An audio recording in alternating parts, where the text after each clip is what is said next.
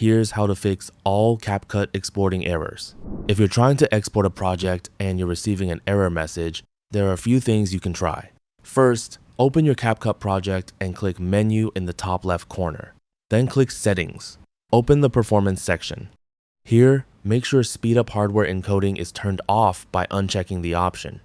You can also try disabling Speed Up Hardware Decoding. Once you've changed these settings, click Save.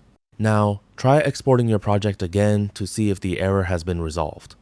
If you're still unable to export the project, make sure you've saved your work and completely close CapCut.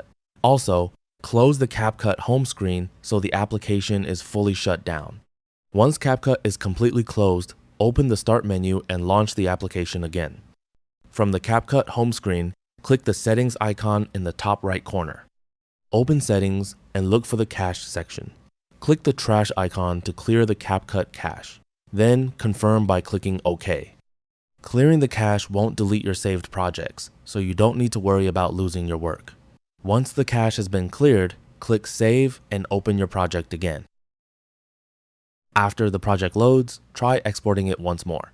If the export error is still appearing, check whether you're using any pro features in your project. For example, you may have a pro effect, filter, transition, or another premium asset included in your video. If you're using the free version of CapCut, you'll need to remove any pro elements from your project. Once you've removed all premium features, try clicking Export again.